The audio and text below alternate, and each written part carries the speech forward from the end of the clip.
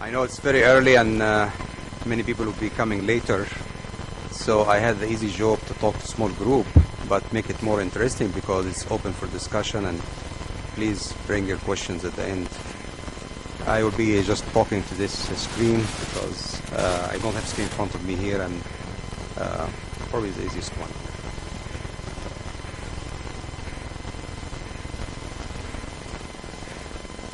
This is my disclosure.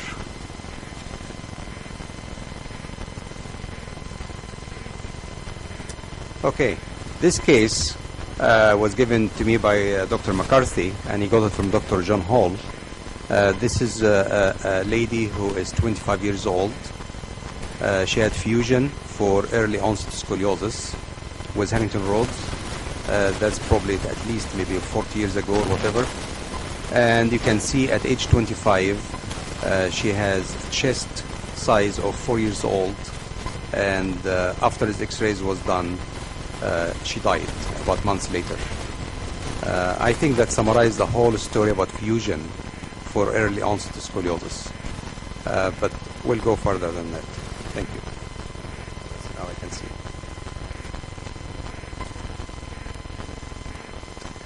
So I was assigned two small topics. One, fusion for early onset scoliosis and juvenile scoliosis. And I will talk about these names soon.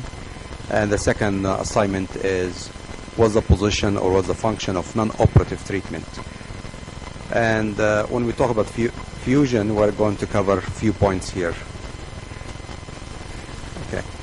So let's talk first about classification, so we know the language we're exchanging here.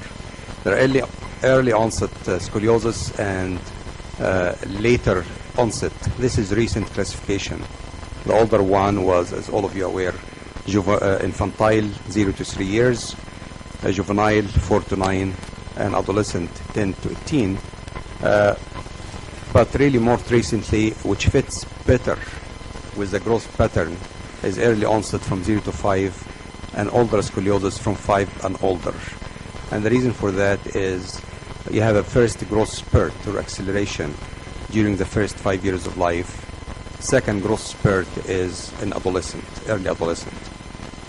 Since the topic assigned to me, we'll be covering some of fusion in early onset and some of the fusion in juvenile, which is a little bit older than early onset.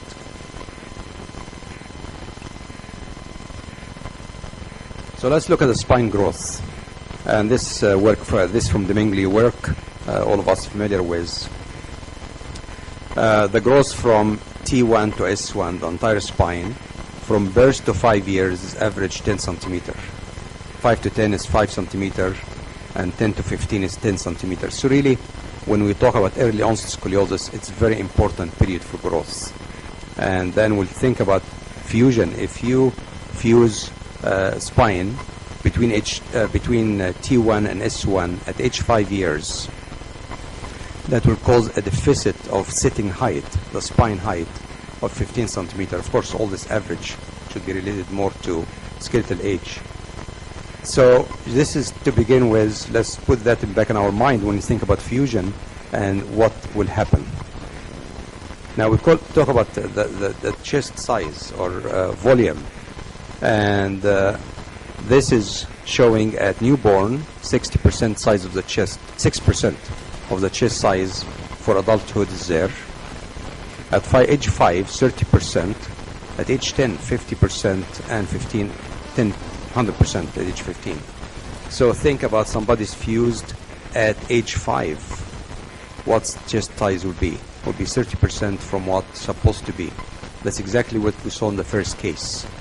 Patient, of course, first case X-ray was not very good, but at least shows what we are discussing. And patient at age 5 fused, and she was left with a chest size of 4 years old.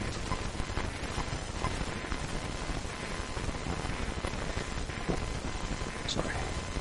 Now we talk about the alveoli count.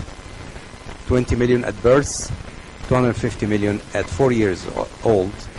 At 8 years, they had achieved adult size. So if you take a child at age 5, early onset scoliosis, fuse her or him, you probably end up by 50% only of the size of the adult alveoli. Of course, after age 8 is a different story, but it's very important to think about early onset and juvenile scoliosis in this picture. So what are drawback of fusion at early onset scoliosis and juvenile scoliosis? First drawback is short disproportionate stature. Again, that's from the Mingley work, and you can see the height is not proportionate to the age, but 30% of the height a newborn, and in relation to the limbs, sitting height is 30, 70% is limbs. Then you come at age 17 is almost equal. So if you take a child at age 8 or 5 and fuse them, you will never make them proportionate. They will always be disproportionate. The legs will be always longer than the body. Well, second drawback for fusion, reduced thoracic capacity and alveoli development.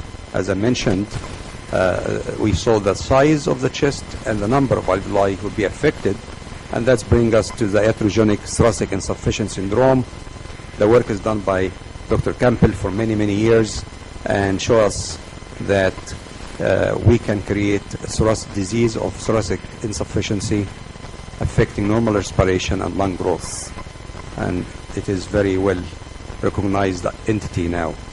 It's strange that most of the problem not will be on the concave side, but will be in the convex side. You see how the side of the chest here almost eliminated. And of course, number 3 for drawback of fusion is crankshaft deformity. And all of us familiar with this term, which brought us in late 80s. If you fuse spine from the back and nothing done in the front, the spine will rotate around the fusion mass, and you end up by a significant rotation of the spine affecting all the component of the deformity and increase the size of the curve. That was brought to the attention late 80s, early 90s. I have this patient here who I did her 84, and she was 8 years old, fit all the picture for the teaching of that time. If the curve is significant, fuse it regardless of the age. That was Dr. Winter teaching all the time. And so I did with Harrington rods, and she looked good. And she came back with that curve a few years later. She rotated around the rod. You can see the spine rotating around the rod. And this is a crankshaft phenomena with increase of the size of the curve, but also the rotation, significant rotation. And I had to revise here after that. So that's another problem with early fusion. So we have disproportionate body, significant diminish of the lung function, and crankshaft phenomena when we fuse early onset or juvenile scoliosis. So to answer the first question, fusion for early onset and juvenile is not advised. My second assignment is, well, there is no fusion. What are we going to do? The patient, 5 years old, 6 years old, significant scoliosis, 50-degree curve, and we're not going to fuse that curve. Well, we have either option bracing or casting. Bracing for early onset scoliosis, the literature very limited. I did midline search, and really most of it showing small series. And if you use the brace, you will end up by distorted chest. That's why this kind of brace is not used. The total body contact is not used, and then you have to go back to the old Milwaukee if you use that brace ever. It may control for a few years, but they will progress thereafter. Majority of them will end up with surgery. And if in juvenile, not in early onset, somebody 7 or 8 years old, and luckily that you're able to control the scoliosis with brace, that means you're doomed the child for 8 years of bracing, 9 years of bracing.